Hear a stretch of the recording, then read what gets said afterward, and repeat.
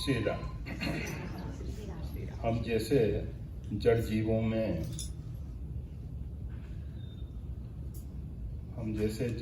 में से काम, क्रोध, लोभ, मोह जैसे विकार कैसे दूर हों और श्री राम के श्री चरणों में प्रेम कैसे हो, इसे समझाने की कृपा करें। आपके श्री चरणों में प्रणाम।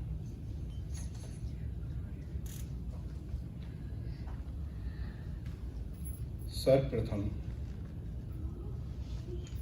जब हम अपने आप को जड़ जीव मान लेते हैं, ये जो भ्रांत धारणा है, एक गलत धारणा है, इसी का नाम है मोह।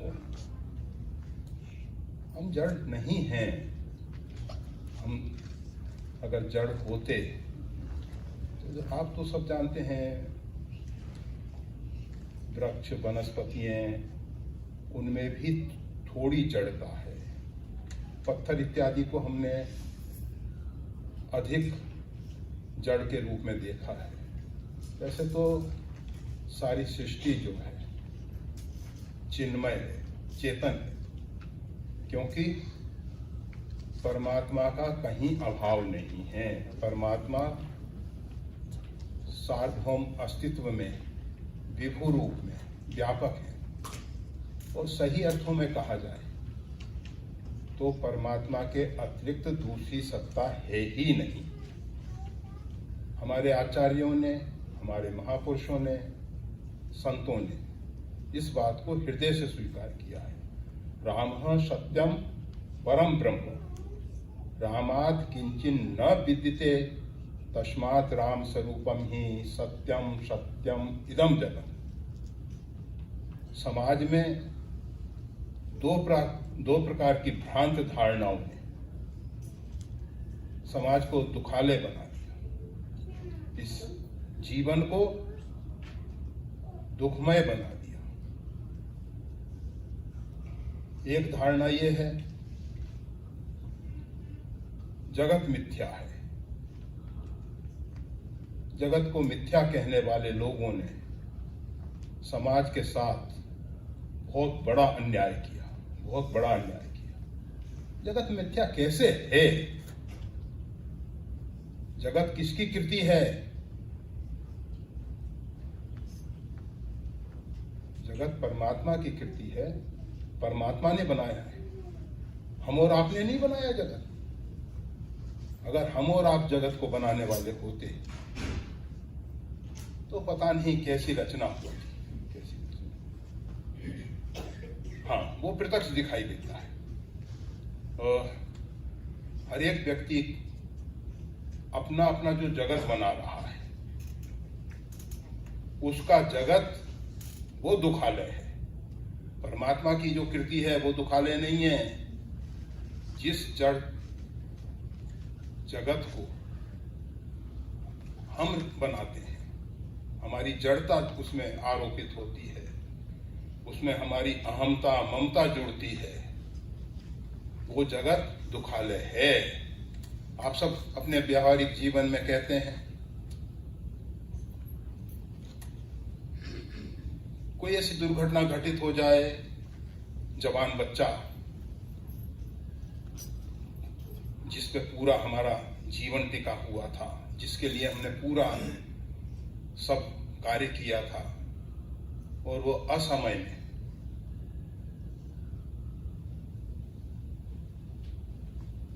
सीताराम हो जाए, अर्थात देहावसान हो जाए उसका। ऐसी स्थिति में हम कहते हैं हमारा तो संसार उजड़ गया, हमारा तो संसार उजड़ गया। जिसके प्रति हमारा बहुत लगाव है, किसी का धन में बहुत लगाव है और किसी कारणवश उसका धन, वैभव, ऐश्वर्य, संपदा नष्ट हो जाए, किसी भी प्रकार से हो सकती है। प्रकृति को क्षण मात्र नहीं लगता। बड़े बड़े विशाल भवन जो हैं, हम कल देख रहे थे टीवी पे, कुछ क्षणों पूर्व एक जो बहुत बढ़िया भवन बना हुआ था, बुलडोजरों से उसको गिरा दिया गया। क्या है ये सब? हम जिसको कह रहे हैं कि ये बहुत सुंदर भवन है, बहुत संपदा है, ऐश्वर्य है, ये सब क्षण भंगुर है, सब क्षण भंगुर है, सब मिट जाने वाले हैं, कोई स्थिर रहने वाला नहीं है, कोई स्थिर नहीं। तो कहा जाता है एक संत के पास एक राजा पहुंचा।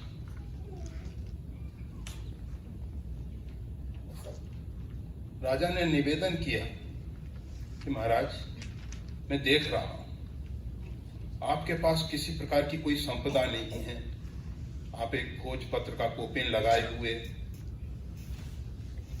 और वस्त्र के नाम पे दिगंबर हैं, दिशाही अंबर है दिगंबर, और इतना शीत वातावरण, बहुत ठंडा वातावरण, हिमालय की घटना। हिमालय में एक संत वैष्णवदास जी रहा करते थे। पहले वो उत्तर काशी में थे, उत्तर काशी के बाद गंगोत्री पहुंचे, गंगोत्री के बाद गौमुख पहुंचे, और गौमुख के बाद तपोवन, जहां की वृक्ष वनस्पति कुछ नहीं।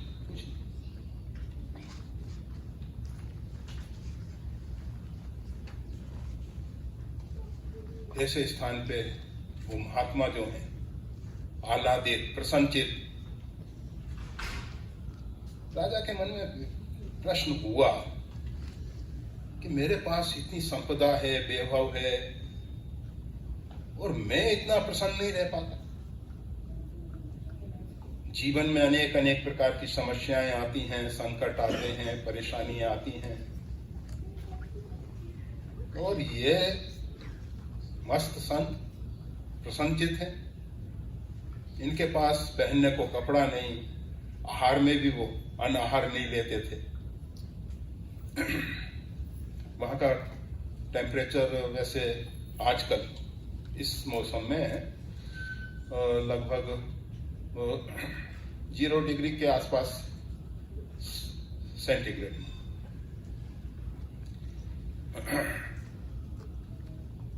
और शीतकाल में तो बहुत अधिक -30 तक टेम्परेचर गिर जाता। नवरात्र के समय बहता हुआ पानी ऊपर से जम जाता है, मतलब काफी ठंडा वातावरण, और वो निवस्त्र प्रसन्नचित। एक प्रश्न स्वाभाविक उठता है, ये इतने प्रसन्न क्यों हैं और कैसे हैं? उसने निवेदन किया कि महाराज, मेरे को भी कोई ऐसा मंत्र बताओ जिससे मैं प्रसन्न रह सकूं। मेरे जीवन में जब कभी संकट आए तो वो मंत्र मेरी रक्षा कर सके, रक्षा कर सके। ऐसा कोई मंत्र हमें दे दीजिए।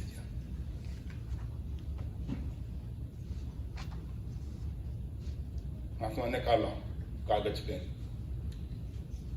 कलम लाओ। लिखा और इसको फोल्ड करके मोड़ के एक ताबीज में भर के कहा कि लो, इसको गले में धारण कर। जब कभी कोई ऐसा संकट आए जिसमें तुमको लगे कि इससे उबरना संभव नहीं, ऐसे कठिन समय में इस मंत्र को तुम खोल के देख लेना। बड़ी कृपा, साष्टांग प्रणाम किया, अपने राज्य में आ गया। समय बीतता गया। अचानक किसी दूसरे राष्ट्र ने उसके राज्य पे आक्रमण कर दिया। अपने राष्ट्र की सुरक्षा के लिए राजा अपनी सेना के साथ संघर्ष करता रहा।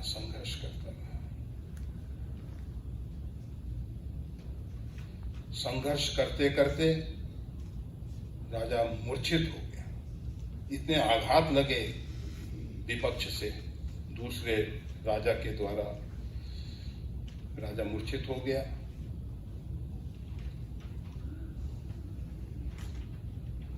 जब मूर्छित हो गया तो उसका जो सारथी है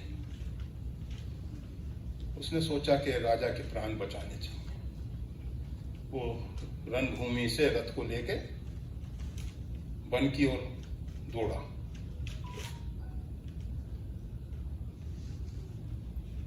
जिससे जिस राजा ने आक्रमण किया है वो उस राज पे अधिकार कर ले, परंतु राजा के प्राण बच जाए। परंतु वो जो राजा था जिसने आक्रमण किया था, उसने कहा कि शत्रु को छोड़ना नहीं चाहिए। अगर ये बच जाएगा तो कभी भी अपने राज को पाने के लिए प्रयास करेगा, इसलिए इसको जीवित नहीं छोड़ना। उसने अपने सैनिकों को आदेश दिया।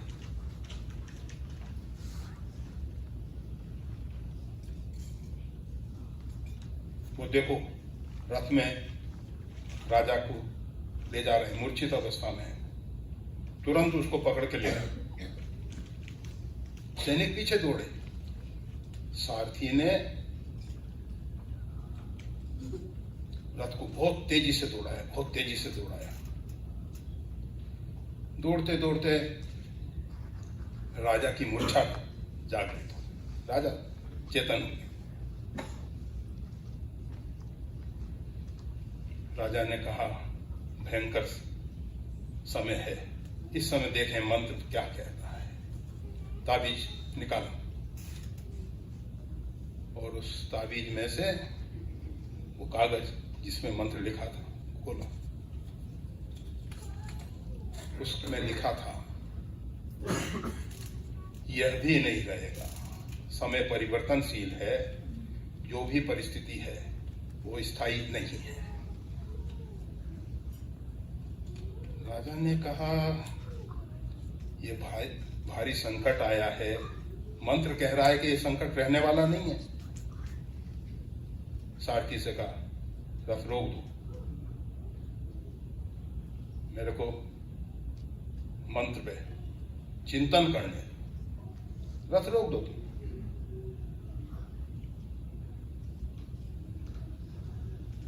और वो राजा विचार करने लगा कि ये संकट की घड़ी कैसे टलेगी। प्रयास पुरुषार्थ कुछ नहीं करना है।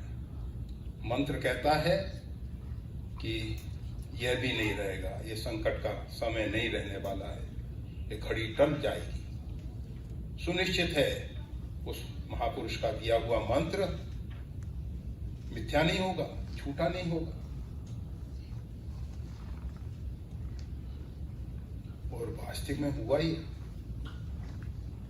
जब तक रथ के पहियों की आवाज, घोड़ों के टाप की आवाज सुनाई दे रही थी, तो वो जो शत्रु पक्ष के सैनिक हैं पीछा कर रहे थे, परंतु आवाज आनी बंद हो गई।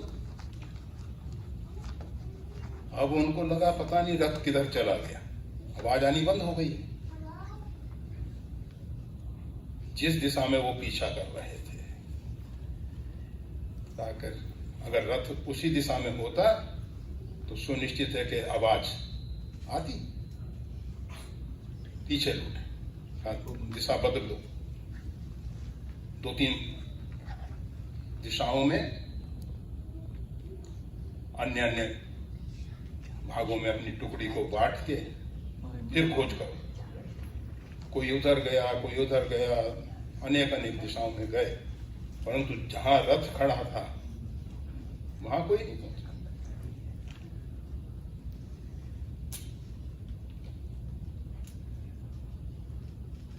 राजा ने कहा मंत्र ने काम किया। प्राण तो बच गए, कोई सैनिक नहीं। मंत्री से कहा, तुम अपने देश में पहुंचो और कोशिश करना अच्छे अवसर के लिए। मैं अकेला वन में, और किसी को ये नहीं कहना कि मैं कहाँ गया हूँ, और तुम्हें मालूम भी नहीं रहेगा कि मैं कहाँ जा रहा हूँ। मैं अकेला जाऊंगा। राजा रथ से उतरा और अकेला चल दिया। रथ वापस लौट रहा था।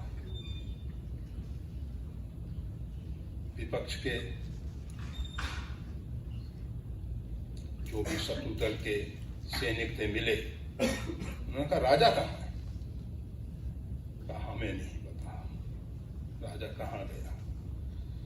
हमको अकेला छोड़ के राजा वन में किस दिशा में चला गया है वो हम भी नहीं जानते।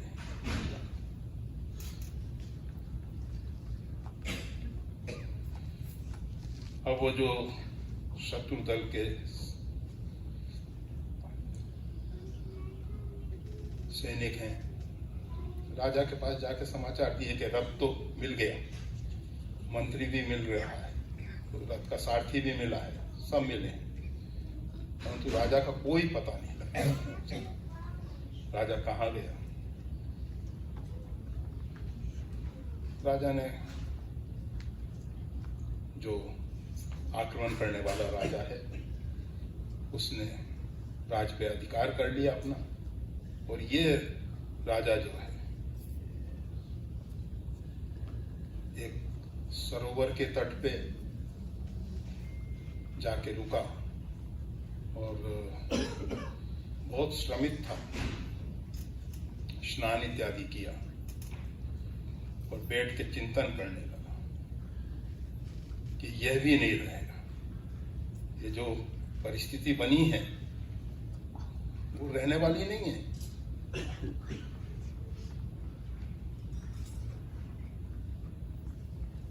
चिंतन करते करते करते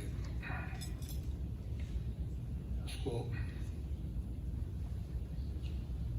वो तो खाली बैठा है, कुछ जो वन के कोल, किरात, भील, जो आदिवासी लोग थे, उन्होंने आके देखा कि एक व्यक्ति इस प्रकार से सरोवर के तट पे, तालाब के किनारे बैठा हुआ है। उन्होंने भोजन इत्यादि की व्यवस्था की और उसके स्वरूप को देख के कहा कि हम चाहते हैं कि आप हमारे राजा, आपके नेतृत्व में हम, ये वन में बहुत कष्ट हैं, संकट हैं, अनेक प्रकार की परेशानियां हैं, और राजा वहां उन आदिवासी भील इत्यादि के बीच में रहने लगा। उन्होंने उनको अपना राजा स्वीकार कर लिया और उसने सबको संगठित करके, जिस प्रकार से पांडवों को जो खांडव प्रस्थ मिला था, आपको इतिहास मालूम होगा, जब हस्तिनापुर का राज 2 टुकड़ों में बांटा गया तो खांडव प्रस्थ पांडवों को दिया गया। खांडव प्रस्थ मतलब पथरीला ऐसा स्थान जहां किसी प्रकार की वनस्पति इत्यादि भी नहीं। भगवान श्री कृष्ण के सहयोग से उसको इंद्रप्रस्थ बना दिया गया, इंद्रप्रस्थ बना दिया। उसी प्रकार से इस राजा ने उस खांडव प्रस्थ को, वो जो आदिवासी भीलों का क्षेत्र था, उसको हरा भरा कर दिया। राजा तो राजा ही, उसके पास बुद्धि है, विवेक है, पुरुषार्थ है, परिश्रम है, और कुछ समय बाद जो राज छोड़ के आया था उसका मंत्री पुनः उस राजा के पास आया और उससे कहा कि महाराज, हम बहुत धन लेके आए हैं, आप पुनः सैन्य संगठन करके अपने राज को प्राप्त करें, क्योंकि उस राजा ने उस राज की हालत बहुत बहुत बिगाड़ दी है, तो प्रजा नहीं चाहती है। पुनः राजा ने मंत्री के सहयोग से धन सैनिक पाए, उधर भील आदिवासियों का सहयोग मिला और फिर एक नया सैन्य दल तैयार हुआ और पुनः उसने राज की प्राप्ति की। अब विजय पताका फहराते हुए राजा अपने नगर में प्रवेश कर रहा था। लोग नाना प्रकार से फूलों की वर्षा कर रहे हैं, नाना प्रकार से स्वागत सत्कार हो रहा है, परंतु राजा के मन में वही मंत्र, ये भी नहीं रहेगा, ये जो समय आया है ये रहने वाला नहीं। राजा अपने महल में प्रवेश किया, रात्रि में विश्राम के लिए गया, बस कि आज उस मंत्र ने मेरे जीवन में इतना परिवर्तन ला दिया है, इतना परिवर्तन ला दिया है। ये संसार नश्वर है, क्षणभंगुर है, ये नहीं रहने वाला है, परिस्थितियां बदलने वाली हैं। उस महात्मा के पास पुनः जाना चाहिए, पुनः जाना चाहिए, उनसे पूछना चाहिए स्थिर क्या है, क्या रहेगा।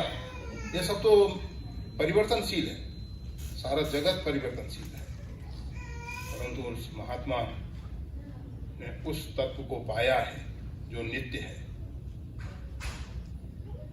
पुनः उन महात्मा की शरण में गया और निवेदन किया कि प्रभु, आपके मंत्र ने मेरे आदि भौतिक जीवन में तो बहुत कुछ परिवर्तन ला दिया, बहुत कुछ परिवर्तन ला दिया, परंतु मैं चाहता हूं कि वो कौन सा तत्व है जो स्थिर रहने वाला है, जो नित्य है। कहा कि राजन, वो तुम्हारा चेतन आत्मा है, वो अविनाशी है। ईश्वर अंश जीव अविनाशी, चेतन अमल सहज सुख राशि। ये जीव जो है स्वभाव से ही आनंदित है और ये जीव जो है नित्य है, अविनाशी है, और जितना भी परिवर्तनशील जगत है वो तो परिवर्तनशील है ही। कहा कि हम अपने स्वरूप में कैसे स्थित हो सकते हैं।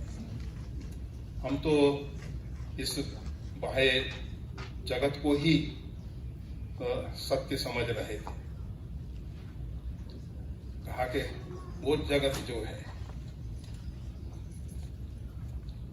वो व्यवहारिक सत्ता के रूप में सत्य है, परंतु पारमार्थिक सत्ता में परमात्मा ही सत्य है और उस परमात्मा के तुम हम सब अंश हैं।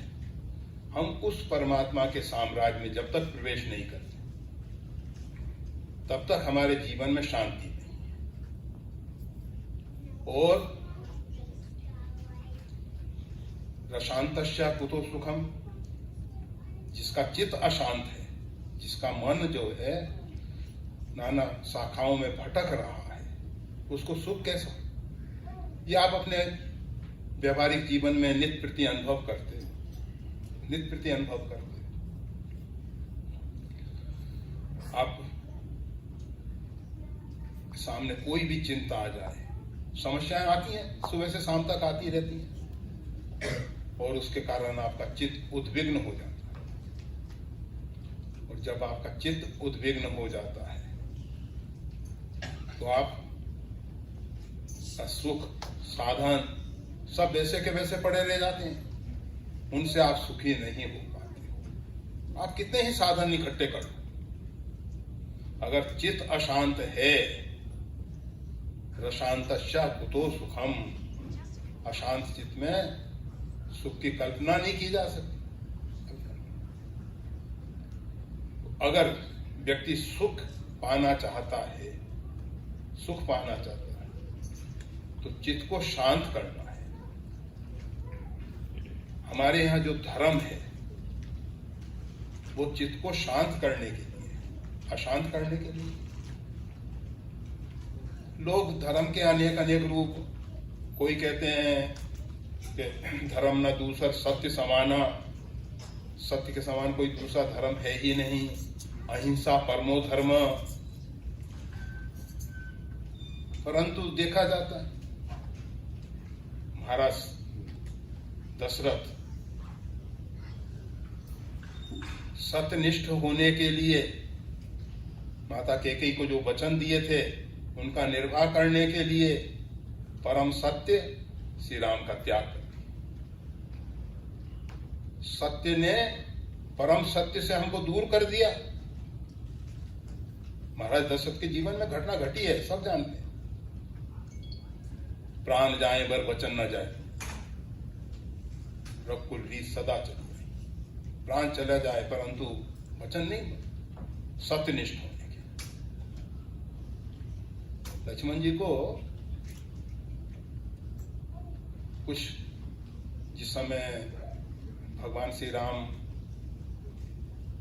को लेकर सुमंत्र जी वन में पहुंचे तो सुमंत्र जी ने कहा महाराज दशरथ का आदेश है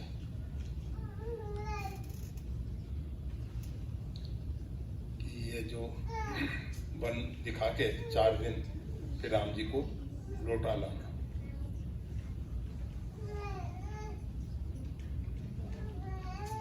लक्ष्मण जी ने कठोर शब्द बोले, मानस में वो नहीं कहे गए क्योंकि नहीं कहने जैसे थे।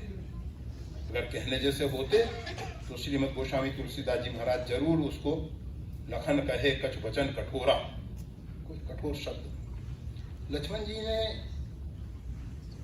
जब ऐसी स्थिति में कठोर शब्द कहे, वहां अगर महाराज दशरथ के लिए कुछ कठोर शब्द कहने थे तो वहां मुंह पे क्यों नहीं कह दिए। परंतु लक्ष्मण जी जो है विचार कर रहे कि महाराज दशरथ सत्य के निर्वाह के लिए प्राण देने को तैयार है, इसलिए सत्य प्रतिज्ञ होने के लिए, सत्य का निर्वाह करने के लिए राम जी को वन में भेज रहे हैं।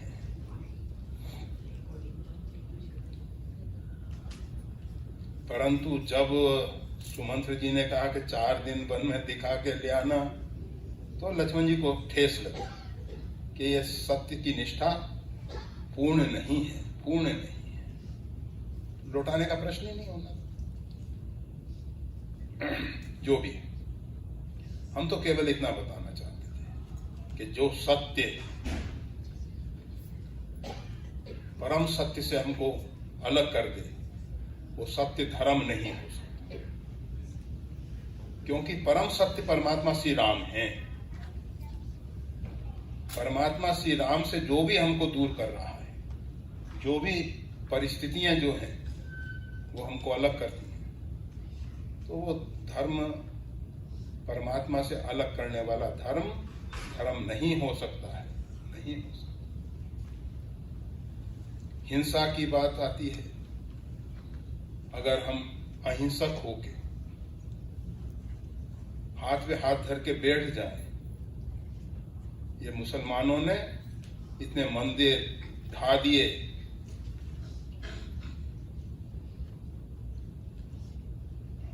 वो एक उत्तराखंड में रीठा साहिब सिखों का तीर्थ स्थल है। रीठा साहिब, रीठा को मीठा कर दिया। गुरु नानक देव जी ने जो रीठा होता है, कड़वा होता है, उसको मीठा कर दिया। अभी भी वो फल वहां मिलते हैं, मीठा रीठा होता है। तो वो रीठा साहिब मतलब बहुत बड़ा गुरुद्वारा बना, तीर्थ स्थल बना।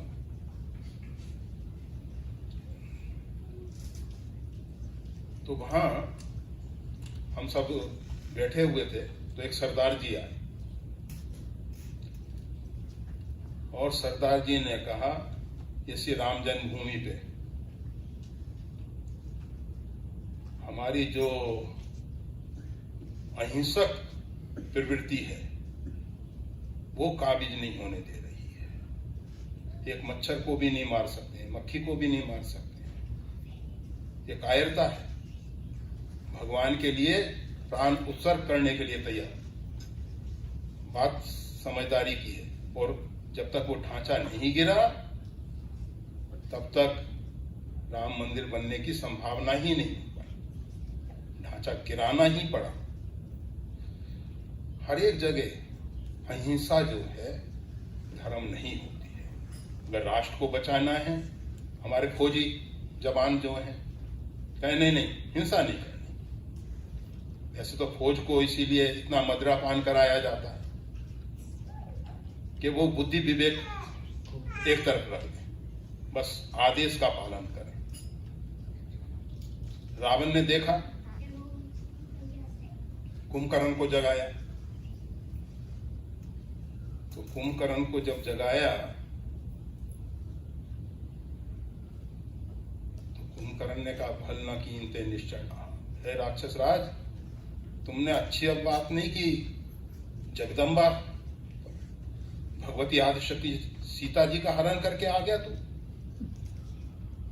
रावण ने देखा इसकी बुद्धि तो बहुत सही है, ये कहीं विभीषण जैसे भगवान के शरणापन्न हो जाए। रावण मांगे कोटि घटक मद और मही खनेक। रावण ने तुरंत कहा, इसके खाने पीने की व्यवस्था करो। नाना प्रकार के मांस और मदिरा, जिससे उसकी बुद्धि भ्रमित हो जाए। हमारे यहाँ आहार शुद्धि, सत्व संशुद्धि, सबसे पहले आहार शुद्धि को महत्व दिया जाता है। हमारे आहार अगर सही नहीं है तो हमारी बुद्धि कभी भी सही नहीं रहेगी। और मही खाई कर मदिरा पाना, कुंभकर्ण जो है मांसाहार किया और मदिरा पान किया और भगवान से युद्ध करने के लिए पहुंच गया। थोड़ी देर पहले जो कह रहा था, आप जानते हैं हम जो भी भोजन करते हैं उसके द्वारा रस बनता है। रस से जो हार्मोन्स तैयार होते हैं वो हमारे मन बुद्धि को प्रभावित करते हैं।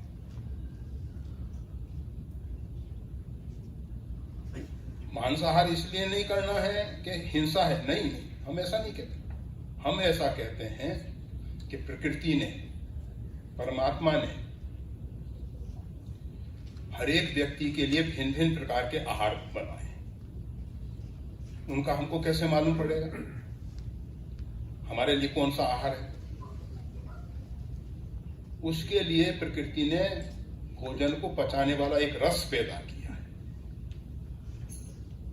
आप देखिए, अजगर साबत जीवित मृग को निगल जाता है, उसका हड्डी मांस का पता नहीं लगता, क्योंकि उसके शरीर के अंदर ऐसा रस बनता है जो उस हड्डी को भी गला देता है।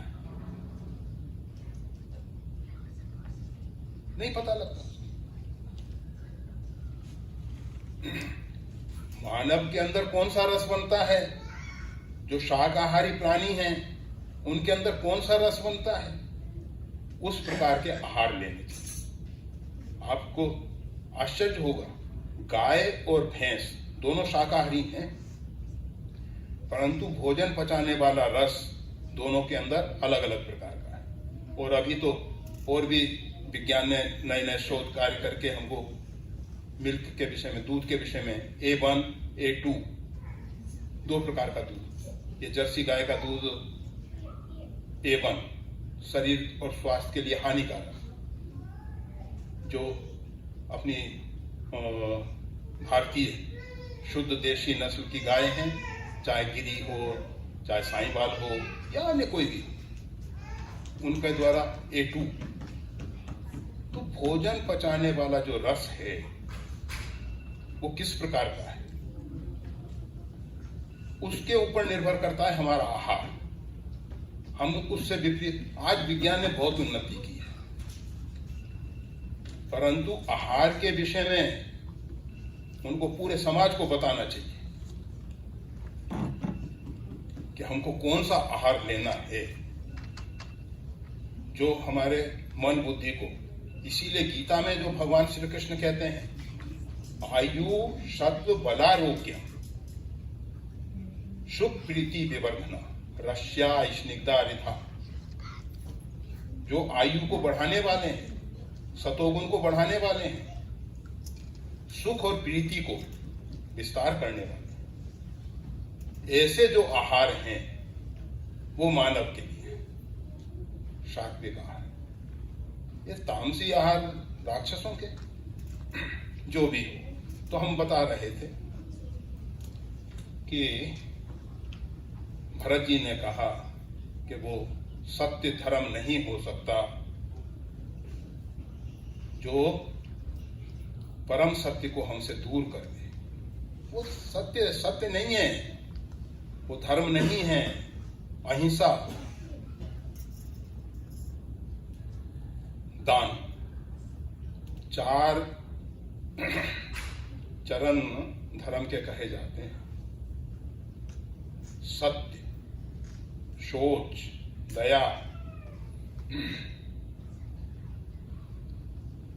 और दान,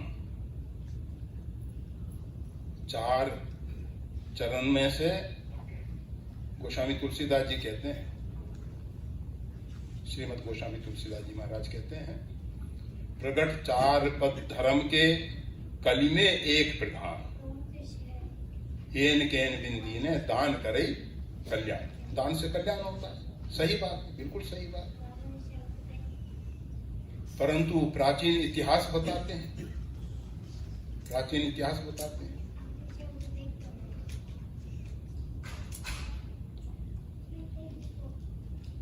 राजा नृग बहुत गायों का दान करते थे, बहुत गाय, और वो गायों के दान में एक गाय झुंड को छोड़ के जिसको दान दिया गया था उसमें से वापस राजा के यहाँ आ गई। राजा ने दूसरे व्यक्ति को दूसरे झुंड के साथ उस गाय को दे दिया। अब वो गाय पहले वाले व्यक्ति के पास पहले गई थी, दूसरे वाले व्यक्ति के पास फिर आई। अब दोनों व्यक्तियों में संघर्ष हुआ। राजा ने मेरे को दी है, उसने कहा नहीं, राजा ने मेरे को दी है। कहा चलो राजा के पास। वाल्मीकि रामायण में ऐसा आता है, भगवान श्री राम लक्ष्मण जी को बता रहे हैं कि देखो, जब न्याय में विलंब होता है तो न्याय नहीं होता है। हमारे भारत में सबसे बड़ी समस्या ये है, न्याय में बहुत लंबा समय लग जाता है, और जहां कहीं न्याय में विलंब होता है वहां अन्याय हो जाता है। इसीलिए भगवान श्री राम ने लक्ष्मण जी से कहा है, कोई भी व्यक्ति जब फरियाद लेके आए, कोई भी उसकी समस्या है, उसका तत्काल समाधान किया जाए, उसके लिए विलंब नहीं करना। तो राजा नृग जो है, जब उसको मालूम पड़ा कि इस प्रकार की घटना घटी है तो अपने कमरे में से बाहर नहीं आया। कहा ब्राह्मण हैं, नाराज होकर श्राप दे देंगे क्या? और ब्राह्मणों ने कहा कि तू कमरे में इस प्रकार से पड़ा हुआ है, न्याय के लिए बाहर नहीं आ रहा, जा गिरगिट हो जा। भगवान श्री कृष्ण ने फिर उसका उद्धार किया है। ये इतिहास, हम केवल इतना बताना चाहते हैं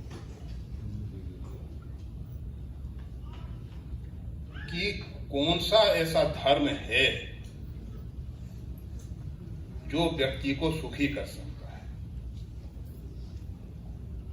रामचरितमानस में स्पष्ट लिखा है, जिम सुख संपत्ति भी नहीं बुलाए, धर्मशील पहीं जाए सुभाए। अगर व्यक्ति धर्मशील है, धार्मिक नहीं कहा, देखो ख्याल करना, गोस्वामी तुलसीदास जी कहते हैं, धर्मशील पई जाय सुहाय।